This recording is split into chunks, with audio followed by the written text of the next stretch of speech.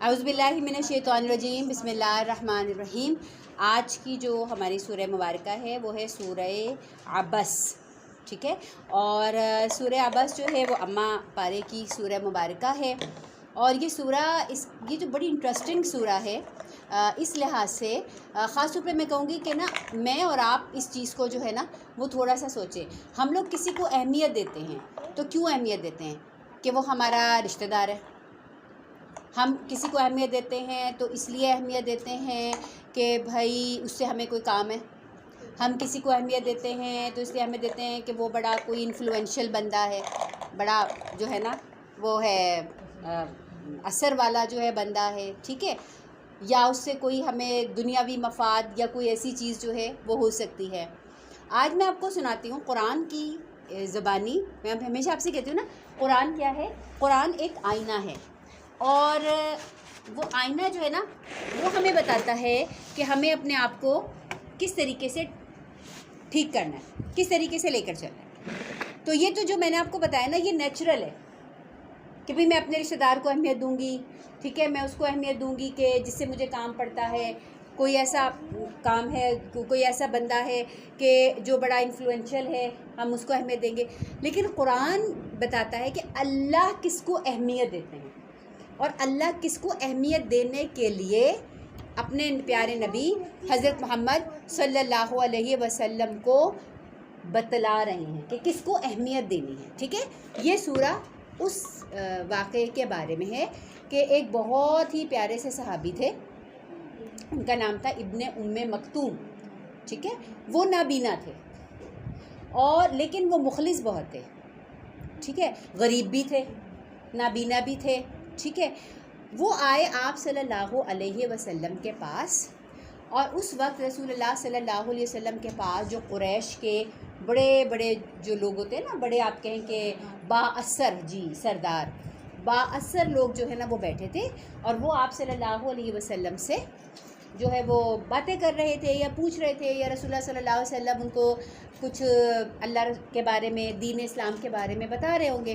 اب یہ تو بیچارے نابینا، ان کو کیا معلوم کہ بھائی کون بیٹھا ہوا ہے کون نہیں بیٹھا ہوا۔ تو یہ اپنی لاٹھی کو ٹیکتے ہوئے اور یہ اس طرح آئے رسول اللہ صلی اللہ علیہ وسلم کے پاس اور آوازیں دینے لگ گئے۔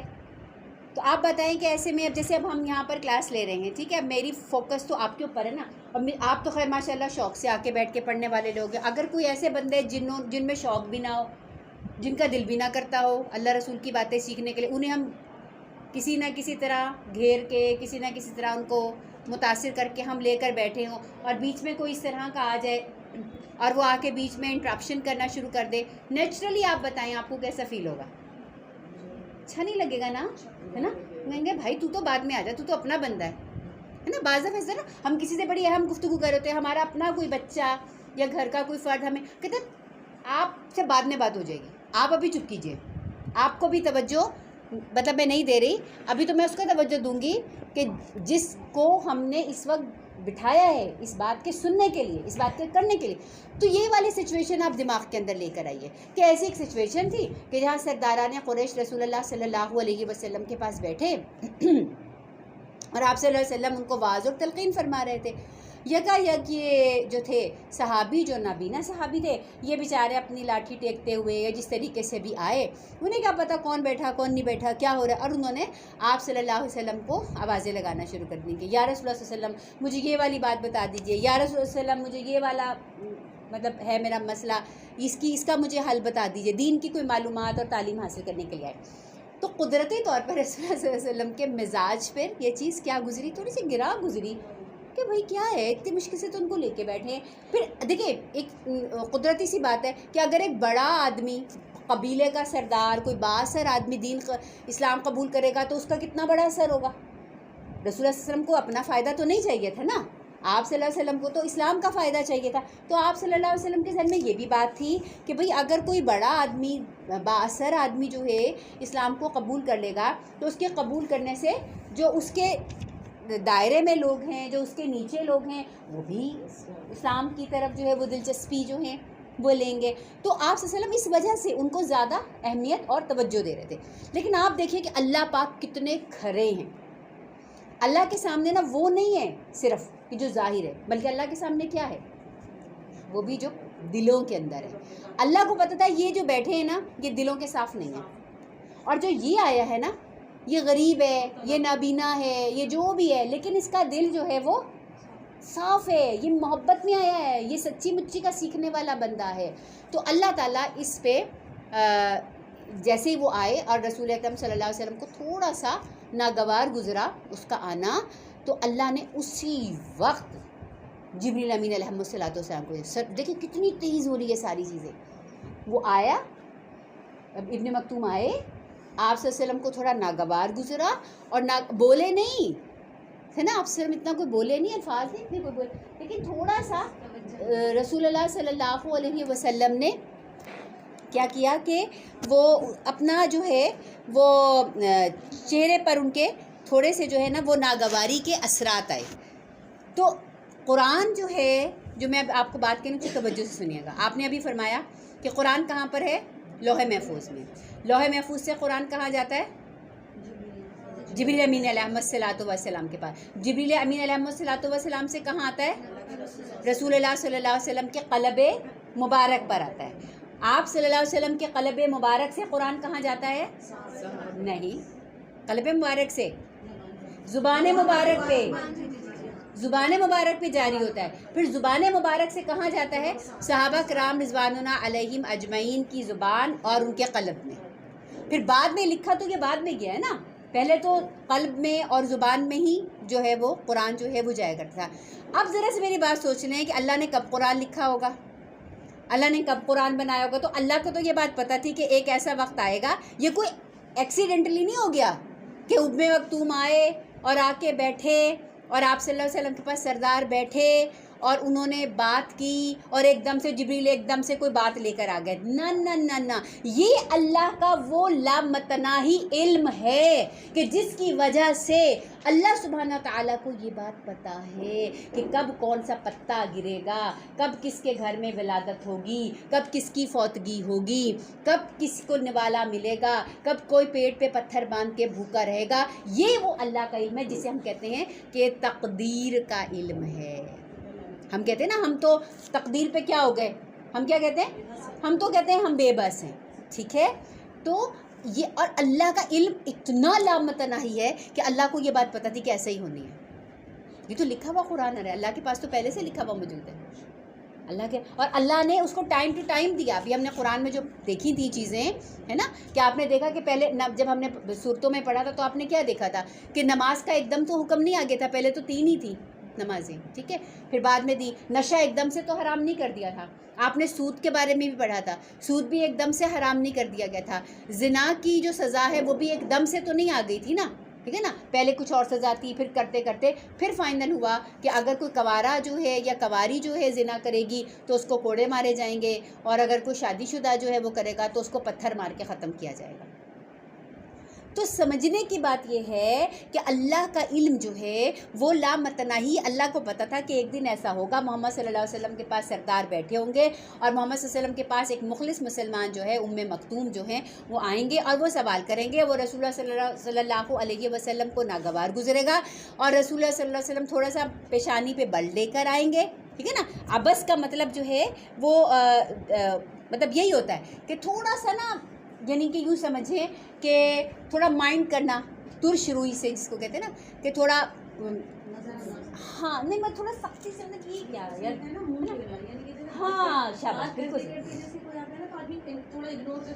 ہاں عبسا نہیں، 2 لفظ آ رہے ہیں، دیکھو نوٹ کرو، وتولا ہے منہ موڑنا، عبسا برا منایا ہے نا، آسان لفظوں میں اگر میں کہہ دوں برا منایا اور منہ موڑ لیا، مطلب مثال ہے جیسے یہ آئیں، انہوں نے مجھ سے کوئی بات کی، مجھے نہیں اچھی لگ رہی، میں آپ کی طرف مخاطب، مجھے اچھی لگ رہی تو میں ایسے کر کے ان کو دیکھ کے میں آپ کی تو متوجہ ہو جاؤں گی، یہ جیسچر ہے رسول اللہ صلی اللہ علیہ وسلم کا، یہ جیسچر دیا اور اللہ نے وہ جیسچر کیا کر دیا، ریکارڈ کر دیا، اللہ اکبر و کبیرہ، اور کیوں بتایا ہمیں، سمجھانے کے لیے بتایا، بالکل درست آپ نے کہا کہ اگر یہ رویہ میں اپنے محبوب محمد الرسول اللہ صلی اللہ علیہ وسلم کا برداشت نہیں کر رہا اور ان کو سب کے سامنے میں بتا رہا ہوں تو پھر میری اور آپ کی کوئی اوقات ہے؟ اگر کوئی دیندار آدمی ہے اور دینداری کی وجہ سے ہم اس کو ہلکا لے رہے ہیں تو پھر یہ ہم سمجھے کہ کل کو ہم اپنے آپ کو اللہ کی نظروں میں ہلکا کر لیں. اس کا تو وزن ہے، اس کی تو قیمت ہے اللہ کے ہم. ٹھیک ہے. تو عبس کا مطلب ہوتا ہے کہ تیوری چڑھائی. وتولا کا مطلب ہوتا ہے اور منہ پھیرا، یعنی برا سا منایا اور منہ موڑ لیا. ٹھیک ہے. کس بات پر؟ ان جاءہ الاعمی. ان کا مطلب کیا ہوتا ہے؟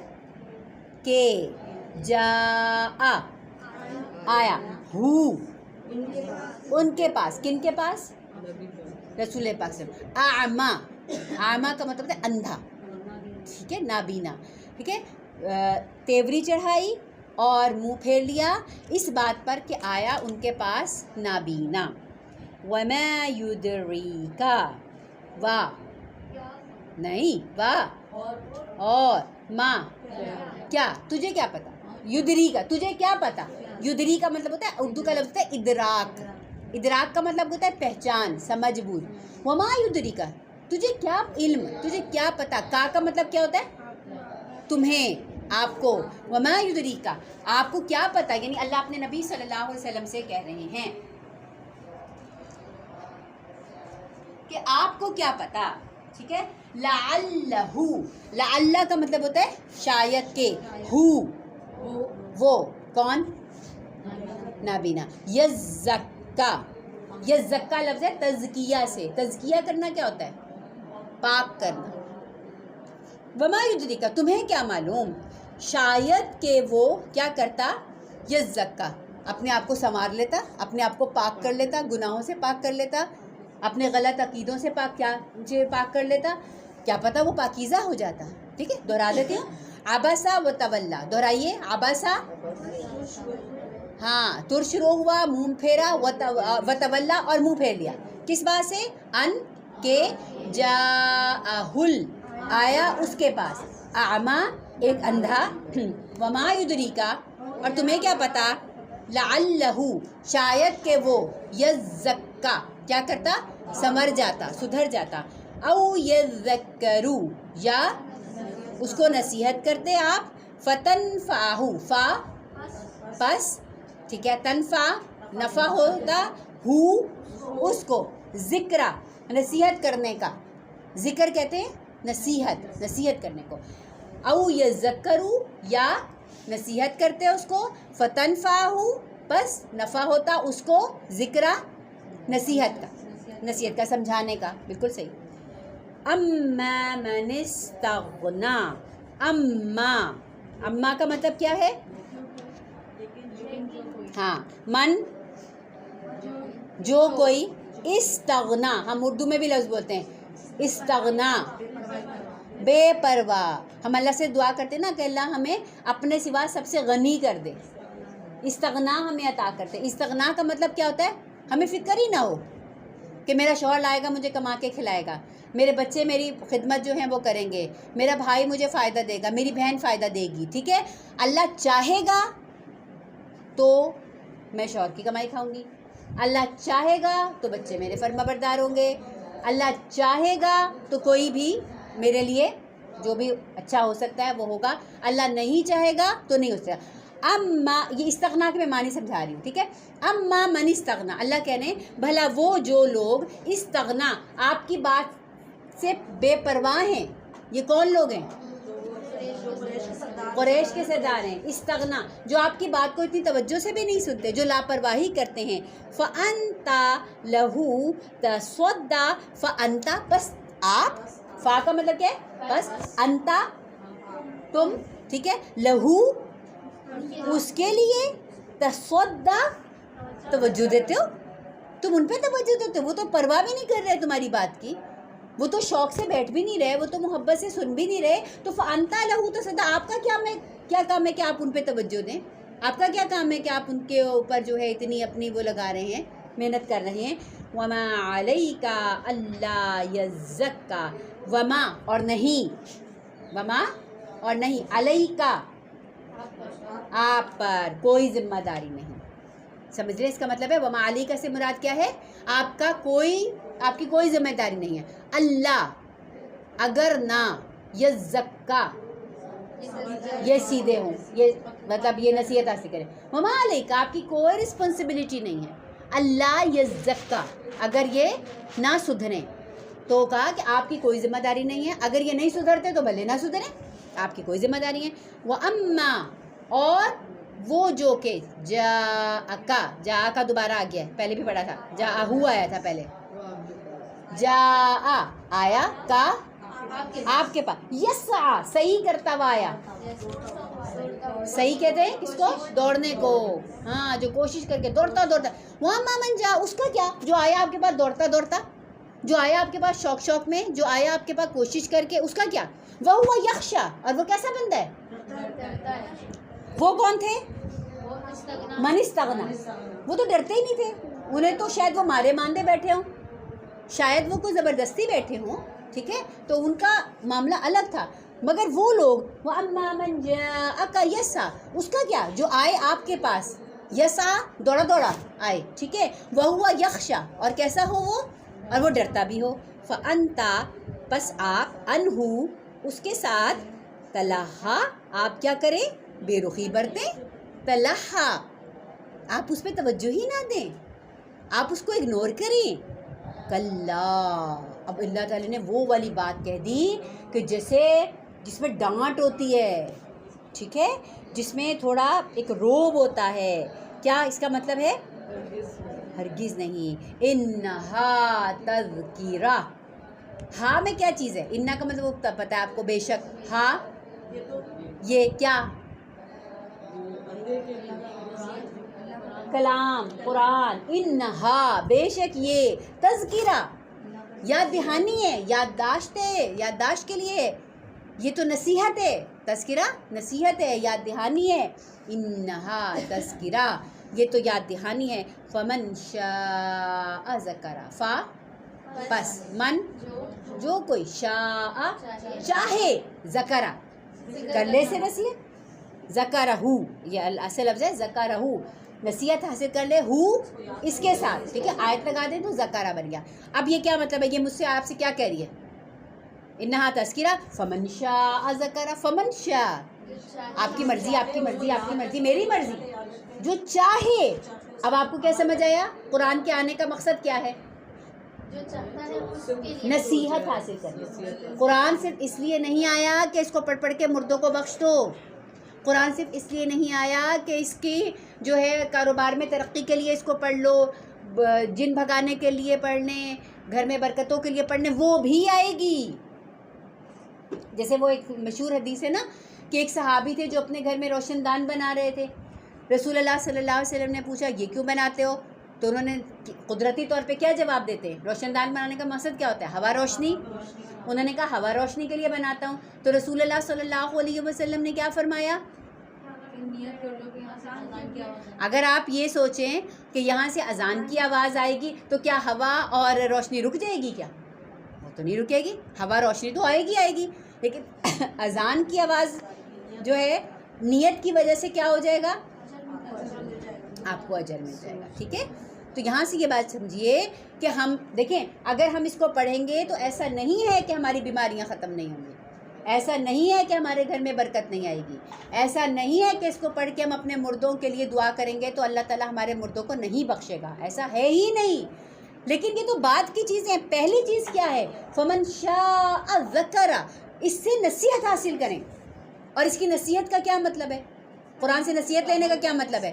دیکھیں میں نے مثال کریں، میں نے آپ سے کہا ارم، میں نے آپ سے کہا کہ بھائی یہ جو بندہ ہے نا، ٹھیک ہے، آپ اس کے ساتھ لین دین نہیں کیجیے گا، میں آپ کو نصیحت کر رہی ہوں، ٹھیک ہے. اب آپ کی کیا ذمہ داری بنتی ہے؟ اگر آپ مجھے قابل بھروسہ سمجھتی ہیں اور اپنا مخلص سمجھتی ہیں تو آپ مجھے آپ کیا کریں گی؟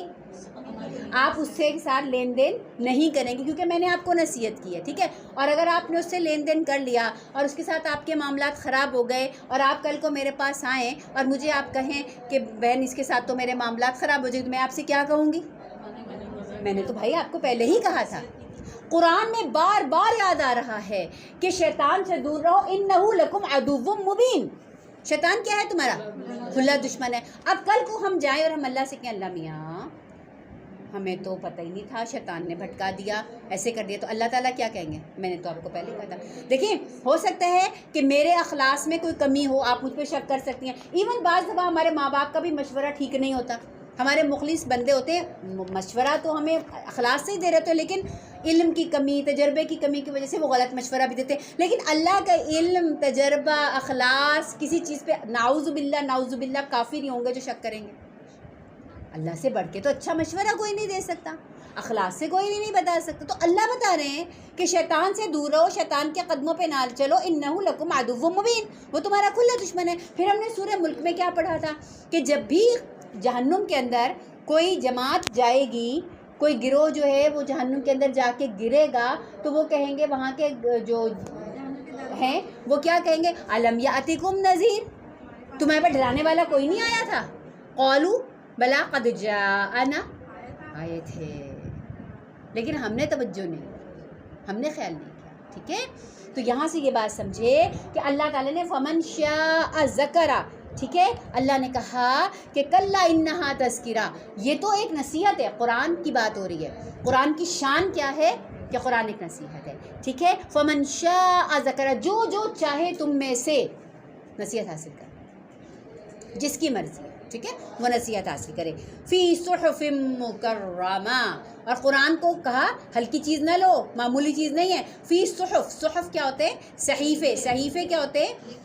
ہاں کتابیں، ٹھیک ہے۔ فی صحف مکرمہ، کوئی لکھی ہوئی چیز کو جو ہے وہ کہتے ہیں فی صحف، یہ ہے ورقوں میں، صحف کہتے ہیں ورقے، یہ ہے ورقوں میں، ورقے کیسے ہیں؟ مکرمہ، عزت والے، مکرم کہتے ہیں اکرام کرنا، عزت دینا کسی کو۔ فی صحف مکرمہ، کیا ہے یہ؟ ایسے ورقے ہیں جو کہ کون سے ورقے ہیں؟ مکرمہ، عزت والے ہیں، ٹھیک ہے۔ مرفوعات مطہرہ، مرفوع، رفع کا مطلب ہوتا ہے بلند کرنا، مرفوع اونچے ہیں، بلند مقام پہ ہیں، مطہرہ پاک ہیں۔ یہ ورقوں میں ہیں، ورقے کیسے ہیں؟ پاک ہیں۔ ورقے کیسے ہیں؟ بلند ہیں۔ ورقے کیسے ہیں؟ پاکیزہ ہیں۔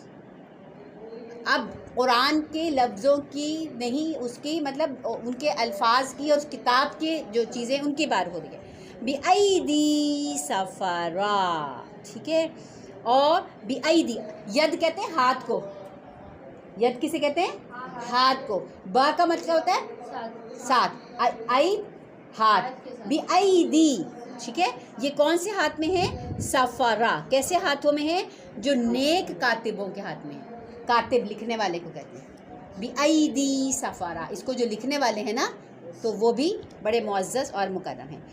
کرام بررہ میں آ رہی ہے یہ چیز، کرام پھر آپ سمجھ لیں، کرام اکرم سے ہے، اکرم کریم سے ہے، مطلب وہ اکرم جو ہے عزت سے ہے۔ برر، بر کہتے ہیں نیکی کو، تو بررہ کا مطلب کیا ہوتا ہے؟ نیک۔ کرام بررہ تو عزت والے اور نیکی، ہاں ٹھیک ہے۔ اب یہ قرآن کی تعریف ہوئی ہے، ذرا مجھے دیکھ کے بتائیں قرآن کی کتنے لفظوں میں تعریف ہوئی ہے؟ سب سے پہلی چیز کیا ہے؟ نہیں، سب سے پہلے ترتیب سے بتائیں۔ سب سے پہلے قرآن کا کی جو تعریف آئی ہے وہ یہ تذکرہ، نصیحت ہے یہ۔ اگلی کیا آئی ہے؟ صحیفے کون سے ہیں؟ ورقے ہیں مکرمہ۔ اگلی کیا آئی ہے؟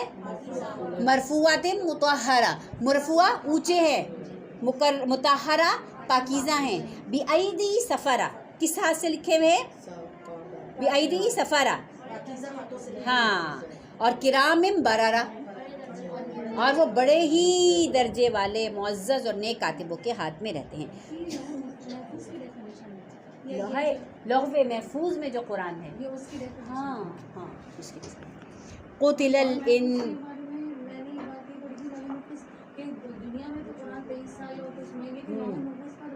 پہلے ہاں ایک ساتھ اتارا، اور وہ پہلے سے ہی موجود ہے، وہ بعد میں نہیں لکھا گیا، لوح محفوظ میں تو موجود تھا۔ اس کے علاوہ ایک یہ بات بھی تھی نا کہ نبی کو یہ لوگ کہتے تھے نا کہ یہ قرآن آپ نے خود سے گھڑ لیا، تو یہ سنا تھا کہ اگر سورہ عبس قرآن، اگر نبی وسلم نے خود سے گھڑا ہوتا تو سورہ عبس قرآن میں نہ ہوتی، کہ اپنے آپ کو کوئی اس طریقے سے کیسے وہ کر سکتا ہے، جس طریقے سے اللہ تعالیٰ نے صحیح، ہر بات بتانی تھی، چاہے بالکل ڈانٹ ہی کیوں نہ ہو۔ بالکل۔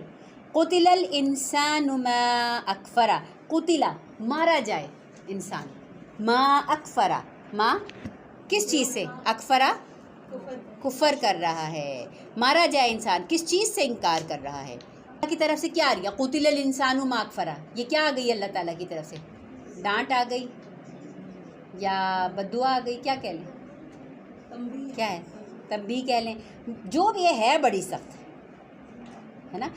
लफ्ज़ है कुतिलल इंसान, मारा जाए इंसान, लानत हो इंसान के ऊपर, कितने सख्त अल्फाज। माँ अकफरा, किस चीज़ का इनकार करता है, माँ अकफरा किस चीज़ का इनकार करते हैं। अगर वो कुरान का इनकार कर रहा है तो दरअसल वो किस चीज़ का इनकार कर रहा है, देखे तो सही उसकी वैल्यू जो है वो तो देखे। मिन अय्यि शैइन खलक़ा, अब अल्लाह कह रहे हैं अपनी औकात देख लो तुम, अब हम सबको बताया जा रहा है तुम क्या हो।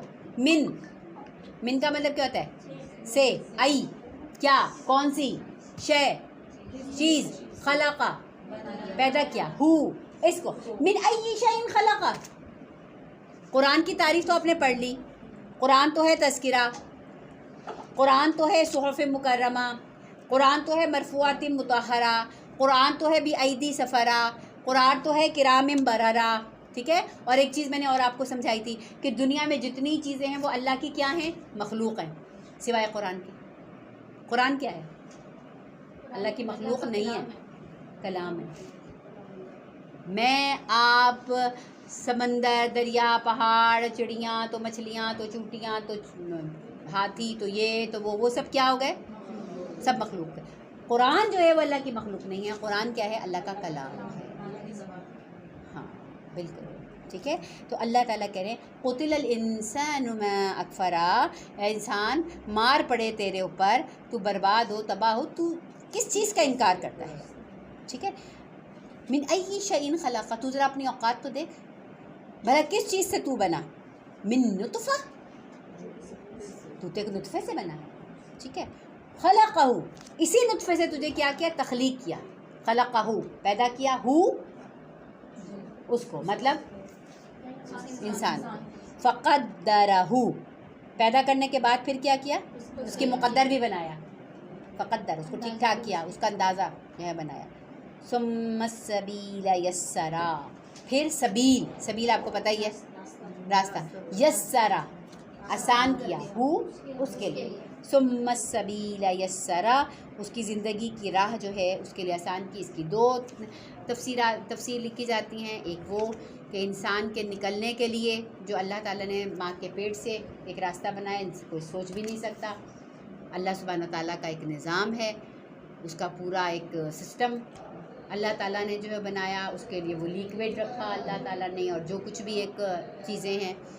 या फिर ये कि सुम्मत सबीला यस्सरा से हमारी पूरी ज़िंदगी भी शुमार हो सकती है, कि फिर हमारी ज़िंदगी गुजारने के लिए भी अल्लाह ताला ने हमें पैदा करके ऐसे नहीं छोड़ दिया, हमें माँ बाप की शफ़क़त के साए में पाला, ठीक है। हमारे लिए माँ बाप मेहनत करता है, माँ हमारे लिए मुशक्क़तें जो है वो उठाती है, हमारे लिए जागती है। इंसान का बच्चा वो वाहिद मखलूक है जो बहुत देर तक माँ बाप का मोहताज रहता है, बाकी मखलूक़ात माँ बाप की मोहताज नहीं होती। और आपकी कभी सोचा आपने हमें क्यों इतनी देर मोहताज रखवाया गया माँ बाप का?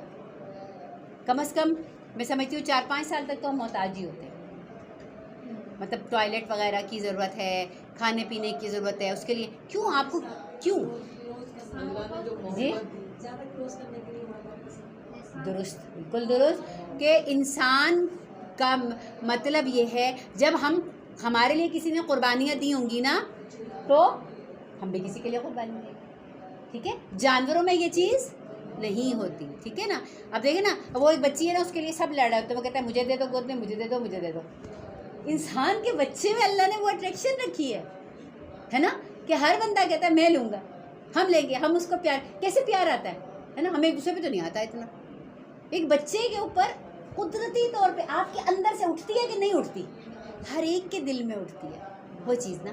तो अल्लाह ताला ने क्योंकि दुनिया में आपका मेरे बगैर गुजारा नहीं, मेरा आपके बगैर गुजारा नहीं, हमारा धोबी के बगैर गुजारा नहीं, हमारा कसाई के बगैर गुजारा नहीं, हमारा प्लम्बर के बगैर गुजारा नहीं, हमारा डॉक्टर के बगैर गुजारा नहीं, हमारा ड्राइवर के बगैर गुजारा नहीं। पूरी दुनिया क्या है, एक दूसरे की محتاج ہے، ایک دوسرے کے اوپر جو ہے وہ نظام جو ہے وہ پورا چل رہا ہے. تو اللہ نے کہا کہ پھر یہ جو نظام ہے، یہ جو چیزیں ہیں، یہ بھی میں نے اس لیے بتائی تاکہ تمہارا راستہ آسان ہو جائے. کیونکہ جب تک میرا راستہ ہے، جب تک میں قبر میں نہیں جاتی. ایون ہمیں قبر میں اتارنے کے لیے بھی انسانوں کی ضرورت ہے، قبر کھودنے کے لیے بھی ایک انسان کی جو ہے وہ ضرورت ہے کہ جو ہماری قبر کھودے گا اور ہم قبر کے اندر جو ہے وہ جائیں گے. تو ثم السبیل یسرا میں دونوں چیزیں آ گئی کہ جب ہم اپنی ماں کے پیٹ سے باہر آتے ہیں اس وقت بھی راستہ جو ہے وہ اللہ تعالیٰ ہمارے لیے آسان کرتے ہیں، یا پھر دنیا میں آنے کے بعد ہماری وہ جو خوراک ہے، جو ہماری پہلی خوراک بنتی ہے، جس کا آج تک کوئی نعم البدل نہیں نکال سکا، جو مادر فیڈ ہوتی ہے، اس میں ایگزیکٹلی وہی اس کے جو انگریڈینٹس ہوتے ہیں جو کہ ایک پیدائشی بچے کے لیے ضروری ہوتے ہیں. تو ثم السبیل یسرا، سارے اس کے راستے آسان کیے. تو کس نے کیے؟ ٹھیک ہے نا. پھر اس کے منہ میں دانت نہیں لگایا، کیونکہ جب تک وہ بریسٹ فیڈ لے رہا ہے، ٹھیک ہے نا، وہ بریسٹ فیڈ جب لے رہا ہوتا ہے تو اگر وہ اس کے ساتھ کرے گا تو وہ ماں کے لیے بڑی. اللہ تعالیٰ نے ایک پورا جو ہے وہ سلسلہ جو ہے اللہ تعالیٰ نے، اگر آپ اس کی پوری چیزوں کو نا 1 to 1 آپ کر کے سوچیں گے، آپ حیران رہ جائیں گے. اللہ تیری شان. اور پھر وہ چینج ہوتا ہے. وہ کہتے ہیں کہ وہ جو دودھ کے بھی جو انگریڈینٹس ہوتے ہیں مادر فیڈ کے، وہ شروع میں اور اس کے بعد میں وہ چیز چینج ہوتی ہے. وہ کیسے؟ وہ کون ہے اس کے اندر، کون وہ پروپورشن بدل رہا ہے اس کا، جا کر کیا کر رہا ہے اس کے، پہلے اس میں ہے نا. کاربوہائیڈریٹس ہوتے ہیں 5 منٹس، اس کے بعد اس میں فیٹس ہوتے ہیں. میں نے یہ سنا. اچھا، مطلب باہر جو بھی ہے حقیقت یہی ہے کہ جو اس کی ایک پروپورشن ہے یا اس کے اندر جو بھی چیز ہے، اس کے لیے ہم تو کچھ بھی نہیں کر رہے ہوتے نا. نہ ہم اس کے لیے کوئی دوائی کھا رہے ہوتے ہیں، نہ ہم اس کے لیے کوئی خاص قسم کی غذا کھا رہے ہوتے ہیں. وہ کون بنا رہا ہے؟ تو وہ اللہ کی شان ہے. تو ثم السبیل یسرا، اس کی منزلوں کو آسان کرتا ہے نا، وہ اللہ تعالیٰ ہی ہے جو اس کی منزلوں کو آسان کرتا ہے. اور پھر اس کے بعد پھر نہیں، ثم اماتہ، لو جی اب اگلی بھی کہانی آ گئی. پھر کیا کرتا ہے؟ اسے موت دے دیتا ہے. سنیں، اگر موت نہ ہوتی تو کتنی مشکل ہوتی. بھلے موت تھوڑی ناگوار چیز ہے، لیکن اب آپ سوچیں اگر آدم علیہ السلام کے دور سے لے کے ابھی تک سارے انسان یہاں موجود تھے تو بعد دنیا کتنی مصیبت خانہ بن جاتی ہے نا.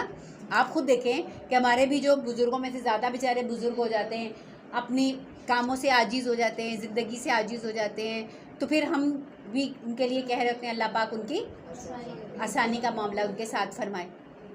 تو موت گو کے ناگوار چیز ہے، لیکن اس کا ایک یہ بھی پہلو ہے، یہ بھی ایک خیر کا پہلو ہے کہ اگر پرانے لوگ جو ہیں وہ نہ جائیں تو پھر نئے لوگ کیسے آئیں گے دنیا کے اندر، اور ان کے لیے جگہ کیسے بنے گی، ہے نا، اور چینج کیسے ہوگا سارا کچھ. اب ہمارے دادا دادی جو تھے وہ اپنے دور کی باتیں کر گئے، وہ اپنی چیزیں جو ہے وہ کر گئے. اب ہم آج کے دور کے لوگ ہیں، ٹھیک ہے نا. اب ہم بھی اگر 50 سال 60 سال بیٹھے رہ گئے نا تو اور ہماری اولاد بھی ہم سے تنگ پڑ جائے گی. وہ کہیں گے کون سے زمانے کی باتیں کرتے ہو، کیا کرتے ہو، ٹھیک ہے نا. تو بڑا مشکل ہو جائے گا. تو اللہ تعالیٰ نے کہا ثم اماتہ، پھر میں نے اس کو کیا کیا، موت بھی دے دی. تو موت بھی کیا ہوئی، موت بھی کیا ہوئی، نعمت ہو گئی، احسان ہو گیا. اچھا، پھر موت ہی نہیں دی بلکہ اسے اگلا لفظ ہے فَأَقْبَرَهُ، پھر اس کو قبر بھی دی. اللہ اکبر. اب آپ سوچ لیجئے کہ آپ نے جن لوگوں کے دیکھے ہوں گے جو قبروں میں نہیں دفناتے، آپ دیکھ لیں، ہے نا. میں ابھی کچھ ایک دیکھ رہی تھی کہ ایک پارسی جو ہوتے ہیں ان کا، کہ وہ ایک انہوں نے ایک بنایا ہوتا ہے ایک جگہ، اور اس کے اوپر وہ اپنے مردے کو چھوڑاتے ہیں اور گدھ آ کے اس کو نوچ کے کھاتے ہیں. اللہ، ہندو جلا دیتے ہیں، اور کتنی مطلب، ہاں اب تو وہ بالکل بھٹی کے اندر، کیونکہ اب تو سارا سسٹمیٹک ہو گئی چیزیں. تو کون اتنی آگ جلائے، کون اس پہ دیسی گھی ڈالے، کون اس پہ دیگر چیزیں کرے.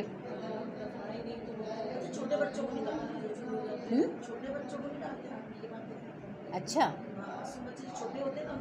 ان کو دفناتے ہیں، نہیں ان کو دفناتے ہیں. ان کو یہ ہوتا ہے کہ ہم اس طرح مطلب ہمیں دوبارہ اللہ تعالیٰ زندہ نہیں کر سکے. اللہ میری توبہ، بس استغفر اللہ. بہرحال یہ بڑی عزت کے ساتھ ہم دیکھیں نا ہمارے یہاں کیسے نہلاتے ہیں، دھلاتے ہیں، نیٹ اینڈ کلین کپڑے پہناتے ہیں، خوشبو بھی لگاتے ہیں، ٹھیک ہے. کبھی زندگی میں نے انسان اتنا اچھے سے نہ آیا ہوگا جتنا اچھے سے اس کو مرتے ہوئے نہلاتے ہیں. جی، پھر اسے کندھوں پہ اٹھاتے ہیں، ٹھیک ہے. اور ہر بندہ بسد شوق اس کو کندھا دینے کے لیے جو ہے وہ ہوتا ہے کہ بھئی ہم اٹھائیں. مطلب ایک اجنبی بھی اگر میں اور آپ بھی جا رہے ہیں تو ہمیں حکم ہے اگر جنازہ آ رہا ہے رک جاؤ. کتنی عزت دی ہے, تکریم دی ہے نا اس کو, ایک عزت دی ہے نا, ٹھیک ہے.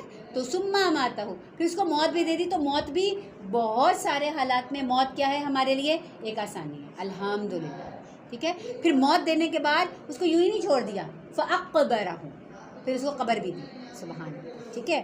ثم اذا شاء انشرہ, اور پھر جب چاہے گا کیا کرے گا, اس کو زندہ کر کے دوبارہ کھڑا کر دے گا. ٹھیک ہے جی, کافی ہے ہمارا, ٹھیک ہے. سمجھ میں آ گئی بات. اب تک کی اس میں ساری 2-3 باتیں آئی ہیں. پہلی میں آپ نے, پہلی آیات میں آپ نے کیا پڑھا کہ کچھ ایسے لوگ کہ جو آپ صلی اللہ علیہ وسلم کی مجلس میں بیٹھے تھے اور وہ اتنے زیادہ دین کے ساتھ مخلص نہیں تھے, ان کے مقابلے میں ایک مخلص مسلمان آیا تو اللہ نے انہیں اپنے نبی صلی اللہ علیہ وسلم کو کیا کہا کہ آپ ان کو چھوڑیں, آپ ان پہ دلچسپی لیں. اس سے عملی سبق کیا نکلا ہمارے لیے, جلدی بتائیں, پریکٹیکل ہمارا کیا نکل رہا ہے. ام مکتوم, ٹھیک ہے. اب اس سے ہمارے لیے کیا سبق نکلا جی, جو دین کے لحاظ سے اگر آگے ہے نا کوئی بندہ, تقوی کے لحاظ سے اچھا ہے نا اور دین کے لحاظ سے مخلص ہے تو اس کی ویلیو ہے, اس کی ویلیو ہے. اور جس کی شاید گاڑی بہت بڑی ہے, جس کا سٹیٹس بہت بڑا ہے, جس نے لباس کوئی بہت عمدہ پہنا ہوا ہے, تو اللہ کی نظر میں اس کی کوئی خاص ویلیو نہیں ہے, ایکسیپٹ کہ وہ متقیوں. اس کا مطلب یہ نہیں ہے کہ ہم ان کو بیچاروں کو جن کے لباس اچھے ہیں یا بڑی گاڑیاں ہیں یا اس طرح کہ ہم ان کو حقیر سمجھنا شروع کر دیں, لیکن اس وجہ سے عزت نہیں دیں. کسی کو اگر عزت دیں اس کے اخلاق کی وجہ سے دیں, ٹھیک ہے, اس کے معاملات کی وجہ سے دیں, ٹھیک ہے, لیکن اس وجہ سے عزت دینا کہ اس نے بہت اچھی ڈریسنگ کی ہوئی ہے, یہ بہت بڑے گھر میں رہتی ہیں, ان کی بہت بڑی گاڑی ہے, یہ ان کے میاں بہت بڑے افسر ہیں, تو ان کی وجہ سے اہمیت نہیں بنتی. اللہ کے ہاں اہمیت کس کی ہے کہ جس کے اندر تقویٰ ہے. ان اکرمکم عند اللہ اتقاکم, قرآن میں اللہ نے فیصلہ کر دیا کہ اللہ کے نزدیک عزت والا کون ہے, تقویٰ والا, ٹھیک ہے. اچھا, اس کے بعد ٹھیک, پھر اس کے بعد اللہ تعالیٰ نے قرآن کی بات کی, ٹھیک ہے. اور قرآن کے لیے پھر اللہ تعالیٰ ایک لفظ استعمال کیا, تذکرہ. تذکرہ میں سے میں کیا بتایا میں نے آپ کو, نصیحت, ٹھیک ہے. قرآن نصیحت ہے, قرآن کے ورقے ایسے ہیں, قرآن مرفوعات مطہرہ ہے, نیک لوگوں کے ہاتھ میں ہے جو لکھے ہوئے ہیں. اور پھر اللہ تعالیٰ نے یہ سب کر کے کہ قرآن تو ایسے, اب تم بتاؤ تم کیسے ہو, من ای شیء خلق, ایک کوشچن مار دیا, تم بتاؤ قرآن تو ایسا بنا ہوا ہے, تم بتاؤ من ای شیء خلق. کہا کسی نے بڑی خوبصورت بات کی, اس نے کہا انسان تو اتنی حقیر چیز ہے کہ اگر کبھی تو اپنے ماں باپ کے کپڑوں پہ لگ جائے تو وہ بھی کراہت سے دھوتے ہیں اس کو, اور اس سے اللہ نے تجھے بنا دیا من ای شیء. ہاں, اوقات یاد دلا. اللہ کسی اور چیز سے بھی بنا سکتے تھے, لیکن اللہ نے کہا دیکھو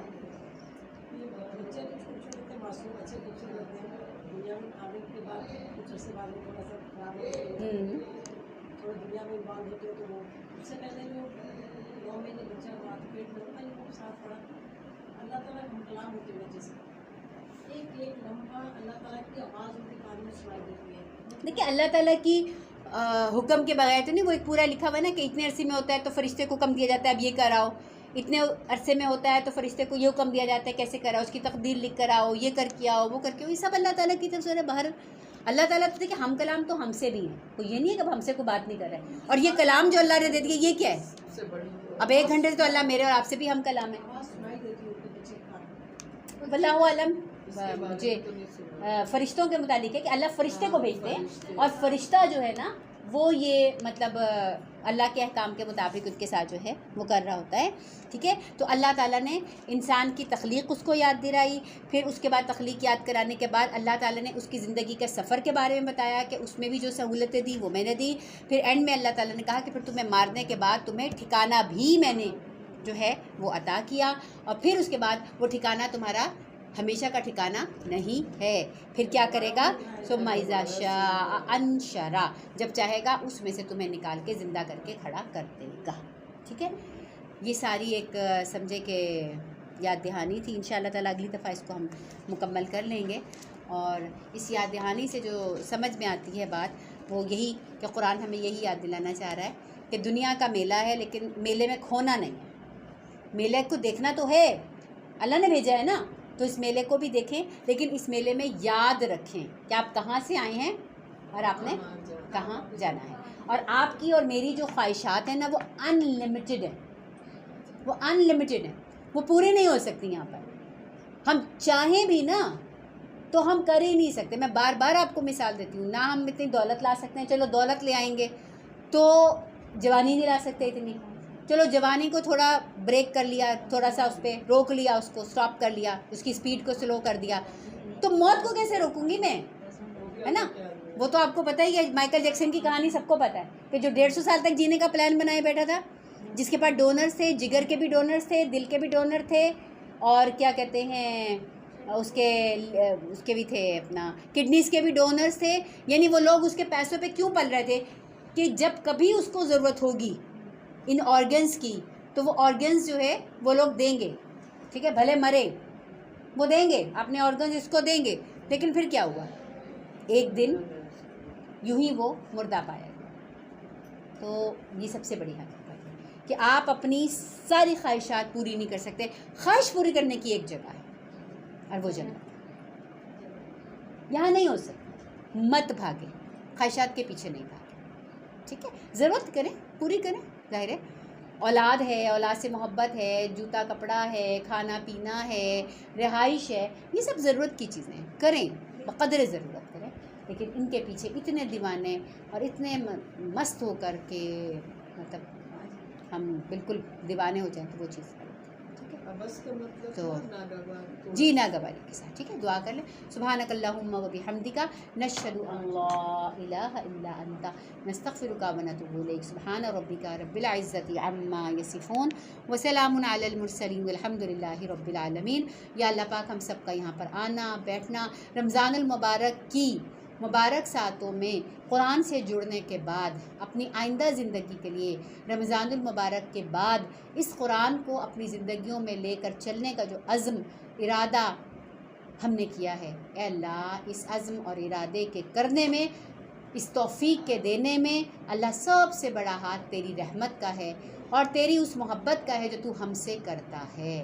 تبھی تو نے ہمیں اپنے کلام کے ساتھ جوڑ دیا، تبھی تو نے اس کو ہمیں سننے کی، دیکھنے کی، ہاتھوں سے چھونے کی اور دل سے اس کو سمجھنے کی توفیق عطا فرمائی. اے اللہ روز بروز ہماری توفیق میں اضافہ ہی فرما اور اس قرآن کو ہمارے سینوں میں اتار دے اور ہمارے دلوں کی بہار بنا دے اور ہماری دکھ اور تکلیف کے جانے کا باعث بنا دے اور ہماری پریشانیوں کے ازالے کا باعث بنا دے.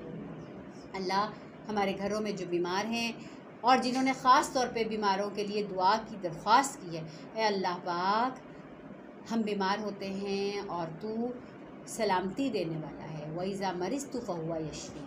ہم بیمار ہوتے ہیں، شفا تو دیتا ہے. اللہ اپنی رحمت خاص سے ہمارے تمام جسمانی بیماروں کو صحت عطا فرما، ہمارے روحانی بیماروں کو صحت عطا فرما اور اخلاقی طور پر جو لوگ بیمار ہیں اور گمراہی میں دور نکل گئے، اللہ ان سب کو بھی ہدایت نصیب کرے.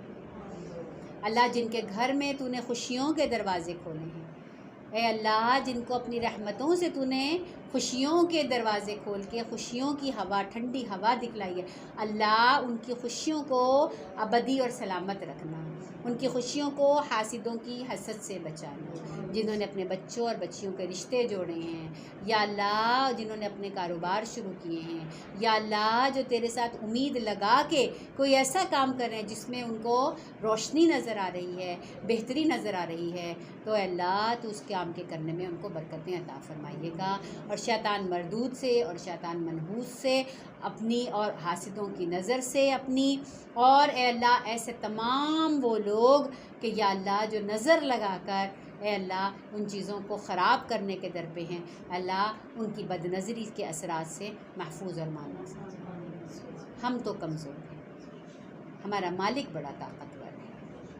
ہم تو ڈر جاتے ہیں، تھوڑ دلے بھی ہیں، خوفزدہ بھی ہو جاتے ہیں، مایوس بھی ہو جاتے ہیں.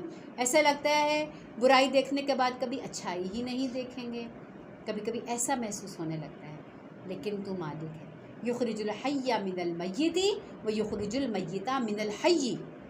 ہمارا معاملہ تو یہ ہے میرے مالک، کبھی مایوسی آتی ہے، دکھ آتا ہے، پریشانی ہوتی ہے تو لگتا ہے زندگی میں کبھی سکھ ہی نہیں دیکھا یا دیکھنا ہی نہیں ہے، اور جب کبھی خوشی آتی ہے تو ہم اتنے مست و مگن ہو جاتے ہیں کہ ڈرتے ہیں، ہمیں محسوس بھی نہیں ہوتا کہ یہ خوشی کے لمحے یہ ابھی آئے ہیں، کا کیا معلوم کب یہ خوشی کے لمحے ختم ہو جائیں۔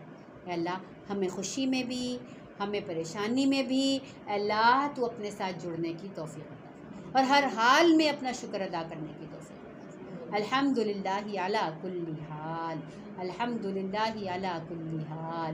جب خوشیاں دے اور بھر بھر کے جھولیاں خوشیاں دے، ہمیں نصیب کر دے ہمیں ہمارے بچوں کی خوشیاں دیکھنا، ہمارے اپنی خوشیاں دیکھنا، ہمارے پیاروں کی خوشیاں دیکھنا، تو اللہ اس میں ہماری زبان کو شکر سے تر رکھیے گا، شکر سے تر رکھیے گا۔ اللہ اکبر کبیرہ والحمد للہ کثیرہ وسبحان اللہ بکرۃ واصیلہ وسبحان اللہ بکرۃ واصیلہ۔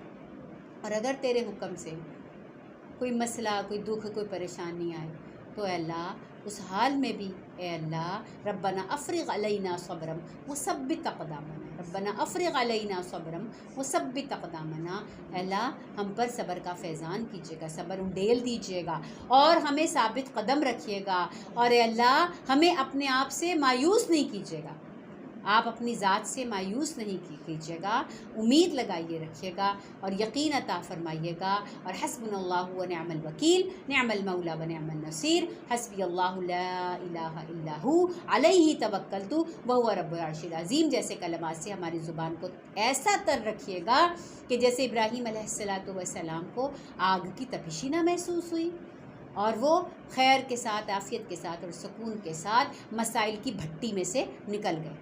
جو دنیا میں آیا ہے اسے مسائل کی چکی میں کہیں نہ کچھ تو پسنا پڑے گا، تو اللہ ہمارے ایمان کے اوپر، ہمارے دین کے اوپر کوئی مصیبت مت ڈالیے گا، ہمارے ایمان پر، ہمارے دین پر کوئی آزمائش مت ڈالیے گا۔ ہمارے پیارے جن سے ہمیں بہت محبت ہے اللہ ان کے معاملے میں کوئی آزمائش ہمیں مت دیجیے گا۔ ہماری جان، ہماری صحت، ہمارا مال، ہماری عزت، یا اللہ یہ سب تیری دین ہے، یہ سب تیری رحمتیں ہیں جس کے ساتھ تو نے ہمیں نوازا ہے۔ ہماری اوقات ہی نہ تھی میرے مالک، ہمارا دم ہی نہیں تھا، ہمارا حوصلہ ہی نہیں تھا، یہ عزت دی تو نے دی اللہ، یہ آرام و آسائش دیا مولا تو نے دیا اللہ، یہ عزتیں، یہ آرام، یہ آسائش، یہ سکون، یہ عافیت اے اللہ اس کے سائے میں رکھنا اور شکر گزار بنا کے رکھنا، اور شکر گزار بن کے رہنا، اور اس میں لوگوں کو جو مستحق ہیں ان کو اپنے ساتھ شریک کرنے کی توفیق عطا فرمائے گا۔ اس کے لیے جیب بھی کھول دیجئے اور دل بھی کھول دیجئے، اس کے لیے ہماری جیب بھی کھول دیجئے اور ہمارا دل بھی کھول دیجئے، اور معاف کر دیجئے اور رحم کر دیجئے، اور ہمارے بھلاوے اور بھول کو نظر انداز کر کے ہمیں ایمان کے راستے پر چلنے کی توفیق عطا فرمائے۔